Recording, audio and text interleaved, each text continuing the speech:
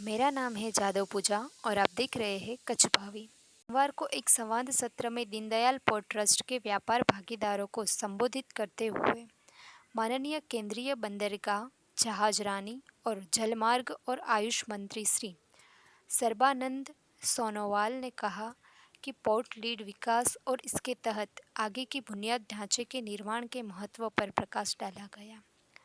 गति शक्ति राष्ट्रीय मास्टर प्लान हाल ही में माननीय प्रधानमंत्री श्री नरेंद्र मोदी द्वारा शुरू किया गया।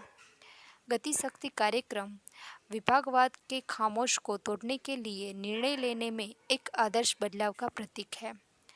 प्रस्तावित योजना में सभी मौजूद और प्रस्तावित आर्थिक क्षेत्रों को एक ही प्लेटफॉर्म में मल्टी मॉडल कनेक्टिविटी इंफ्रास्ट्रक्चर के साथ मैप किया गया। विभिन्न मंत्रालयों की अलग अलग परियोजनाओं की जांच की जाएगी और भविष्य में समग्र योजनाओं के मापदंडों के भीतर स्वीकृत की जाएगी, जिससे प्रयासों का समन्वय होगा। गति शक्ति भारत में एक विश्व स्तरीय निर्बाध मल्टी मॉडल परिवहन नेटवर्क बनाने के लिए तालमेल लाएगी। राष्ट्रीय मास्टर प्लान बुनियादी ढांचे की समन्वित योजना के लिए आधुनिक तकनीक और नवीनतम आईटी उपकरणों को नियोजित करेगा। साक्ष्य आधारित निर्णय लेने के लिए 200 प्लस परतों वाली जीआईएस आधारित उद्यम संसाधन योजना प्रणाली एक उदाहरण है। निगरानी के लिए उपग्रह इमेजरी का उपयोग एक और है। समय पर मंजूरी सुनिश्चित करने और संभावित मुद्दों को निश्चित करने और परियोजनाओं को निगरानी में डिजिटलीकरण एक बड़ी भूमिका निभाएगा। एक कुशल रसद नेटवर्क एक आवश्यक शर्त है। एक और विनिर्माण में पैमाने की अर्थव्यवस्थाओं को प्राप्त कर रहा है। विश्व स्तर पर प्रतिस्पर्धी होने के लिए औद्योगिक पार्कों और लॉजिस्टिक्स पार्कों को आकार में बढ़ाने की ज़रूरत है। राष्ट्रीय औद्योगिक गलियारा विकास निगम पूर्व में डीएमआईटीसी और औद्योगिक गलियारों को विकसित करने के लिए एक राज्य सरकारों के साथ निकट समन्वय में काम करेगा। परियोजनाओं को एक सामान्य दृष्टिकोण के साथ डिज़ाइन और निष्पादित किया जाएगा और इसमें भारतमाला सड़क परियोजनाओं, सागरमाला, जलमार्ग योजना, बंदरगाहों और उड़ान योजनाओं जैसी विभिन्न मंत्रालयों और राज्य सरकारों की बुनियादी ढांचा योजनाएं शामिल होगी।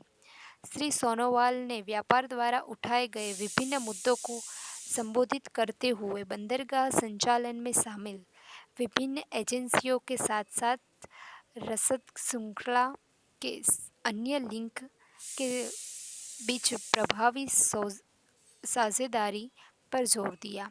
माननीय मंत्री ने दीनदयाल पोर्ट ट्रस्ट द्वारा MOSPW के मार्गदर्शन में जहाज़ों के टर्न अराउंड टाइम को कम करने के लिए बुनियादी ढांचे के निर्माण के लिए किए गए विभिन्न प्रयासों और ई-दृष्टि जैसी परियोजनाओं के कार्यान्वयन जैसे विभिन्न उपायों पर भी प्रकाश डाला।